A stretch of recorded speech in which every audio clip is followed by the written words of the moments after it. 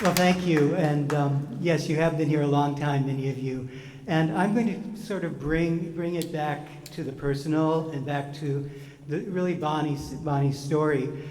I first was introduced to Bonnie as Bonnie Kellner, who was a student at Rutgers University with a man, Filthy Ritz, of the Coquettes, who was my lover, Marty Warman, back then at Rutgers University. So my history with Bonnie goes back when I was an undergraduate at Stanford in 1970. And I read about a woman who had laid sod on the James Lick Freeway in San Francisco and brought in a cow to graze under a palm tree. And I thought, how cool is that? I want to be around people like that. So I headed to San Francisco and landed on Castro Street between 18th and 19th Street. Harvey Milk's camera shop was a mid-block. The Hula Palace was at the end, and our commune was comprised of gay lib street activists. Harvey worked the system. The Hula Palace provided the salons where it all came together: art, politics, and liberation. It was at the Hula Salon that Harvey Milk... Oh, I was going to time myself. I'm going to do 12 minutes. I was a public school teacher. I want to give these incredible Chip Lord and Rodessa Jones plenty of time, so I'll do it at 11. I've already talked a minute. It was when Harvey came to the Hula Palace Salon with his hair cut short and in a suit saying, "I'm still a freak, I'm one of you, but I want to get work within the system." Our circle included the Angels of Light and the Cauliflower Commune, based on the Digger philosophy of free. Some of you asked about cauliflower and the Diggers earlier, and there's a number of the Cauliflower Commune who have joined us today, and some of the next generation who are carrying on the philosophy and work of the Diggers. In particular, Eric Noble, who has the Digger Archives, which is an incredible resource, and we do weekly salons on Sunday nights, and we're telling old stories, and we're all producing new work, and it's really very exciting. In 1975, Jesse Cox, Teddy Matthews, Michael Bumblebee, Martin Warman, and I attended the United Nations World Conference on the International Women's Year as pro-feminist gay men. We came home with a desperate need to assist the political prisoners of Augusto Pinochet's dictatorship in Chile. We wanted to hold teach-ins, show films, and develop a play by Pablo Neruda, The Splendor and Death of Joaquin Murrieta. And the farm provided the venue for us to do that. We met Bonnie Sherk, and I found out that she was the woman on that freeway who had intrigued me so many years back. She discovered that underneath the roadways was a historic waterway, the Aslayas Creek. Working through the tangle of government administration and civic buy-in with the same dogged determination as Christo and Jean-Claude, people mentioned Christo earlier today.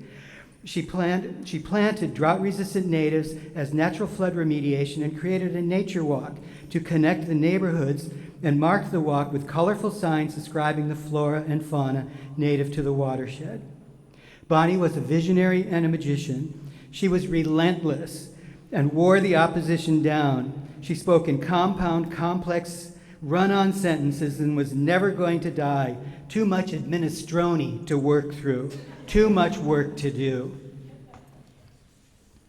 All along the watershed, she worked with schools to create garden-based learning centers, an initiative she called A Living Library and Think Park, or ALL, where intergenerational communities learned of the past, present, and future geological, biological meaning of place.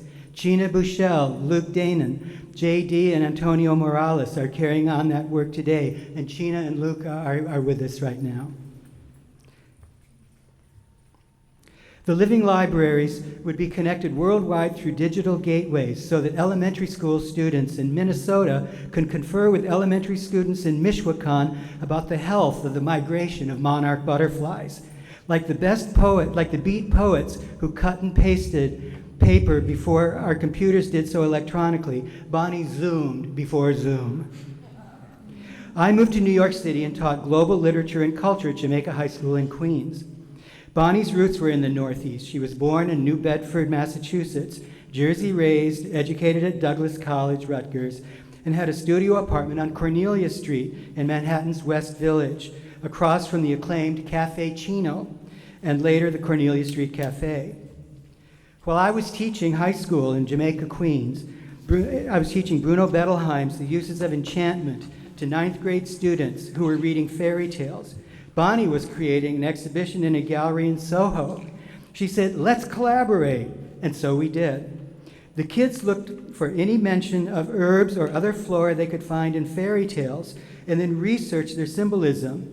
We videotaped the results of their research, and Bonnie embedded them, and you saw this, a photo of this, in a television monitor, in a tree of knowledge, and the students' videos spoke through the tree. I connected her to Pamela Mayo of the Living Theater and the wife of Stephen Ben Israel, who helped create the exhibit. In addition to the gallery shows and a living library on Roosevelt Island, Bonnie had grand visions for New York. She proposed an international garden of knowledge in Bryant Park on 42nd Street, as has been mentioned earlier today, behind the main branch of the New York Public Library, with community-built and maintained gardens based, as was mentioned, on the Dewey Decimal System. Instead, a large lawn fills Bryant Park. As much as I loved Bonnie's concept for the park, I do love its present iteration. I go there to see movies in the summer or grab a bite to eat for lunch at the mini food kiosks that line it, and celebrate winter there watching families ice skate and drinking hot chocolate and shopping at the Christmas market. That being said, Bonnie's plans for the International Library are brilliant, and some library somewhere out there should be the perfect place for Bonnie's vision. She had an ambitious development plan for South Point Park on Roosevelt Island. She envisioned the ruins of the Renwick Smallpox Hospital on the island's South Point becoming a cafe and learning center, serving food grown on site. She proposed creating a boatyard and slip where youth would build boats with Floating the Apple, an organization that supports water access around the city, and use them to monitor the health of the water in the East River. She proposed gardens with raised beds where long-term residents of the neighboring hospital could garden from their wheelchairs. Admiral William Vanden Heuvel, the father of Wendy Vanden Heuvel, who's the editor of Nation magazine, had other ideas and the money to make them happen. He resurrected a plan by Louis Kahn for Four Freedoms Park, so a manicured, sterile design won out. He got a letter from me that I maybe not very proud of, but as a New York neighbor, I was the one who had the extra set of keys to Bonnie's apartment. When I learned of her death, I took it upon my...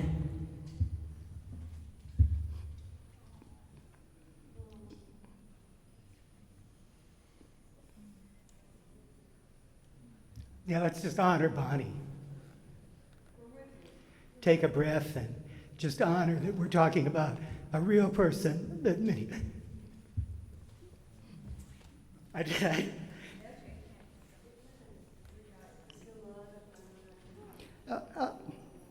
When I took it on myself with the permission of her incredible sister.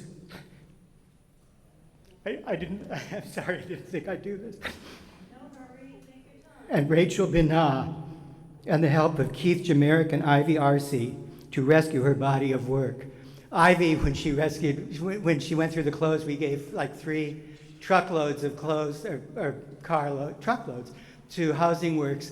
Ivy, who was an activist with ACT UP, she said, "Oh, I'm going to take this suit and use it for my next arrest in Washington." We sent 33 bankers' boxes and several large pieces to her home in San Francisco. Andrea Lowenkoff was with us now, Bonnie's niece Maya Kellner-Rode, and German graduate student Sarah Happesberger all convened at Bonnie's home on Mirabelle Street to continue the work, and then Fort Mason came our way. At Fort Mason, we worked with Darlene Tong, and when Lindsay King of Stanford came to see the progress of our work, I said, "Isn't it great we're mixing fun with pleasure. Working with Darlene Tong is fun." I'd like to show a brief slideshow of the process of turning the archives. So here's the dirty laundry.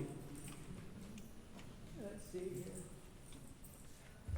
So this was her apartment. This was her apartment on Cornelia Street. And she was on the 3rd floor. And one day the door was one of these painted over and over and over again, and it was stuck, and I couldn't open the door. And she died on August 21st, and her lease ran up on September 30th, and the landlord didn't know she died, and so I snuck in, and I would sneak in, and suddenly I was locked out. And so I left it like this. You know, I wanted to leave it, and when I finally was able to open the door, it was just stuck. But when the landlord finally came, they said, "Thank you very much, you did a great mitzvah." And here, did it go back to the beginning? So that's how I left it. These were the boxes that we sent to Mirabelle Street, and here's Mirabelle Street. And here was cleaning out Mirabelle Street. I'm sure all of you who've cleaned out apartments for loved ones who have lost, this is very familiar. And here was her beautiful, beautiful home on Mirabelle Street. There's Andrea. And we reduced it to this. Very proud of the work that we did. And as I was leaving the very last day, a hawk appeared in the tree up above her house. And I went back in to do a few things, and I came back, and it had dropped a feather right on the front step. That old Wedgwood stove. So we tried to leave it for the family. Here was the hawk. And there was the feather. Wow. Coopers? And so we left it on her desk. And Mirabelle Street is no longer. In the new home for the archives is Fort Mason. And Fort Mason, Frank and Mary Jane and Tanya are the gift that keeps on giving and giving. They're just the most phenomenally wonderful people, and so generous and so supportive. And I think that the work that they have done from these archives, this is family items. And there's my 12 minutes. I was a public school teacher. We ran by the bell. 42 minutes, you're done. 5 minutes, you start your next class. Thank you very much.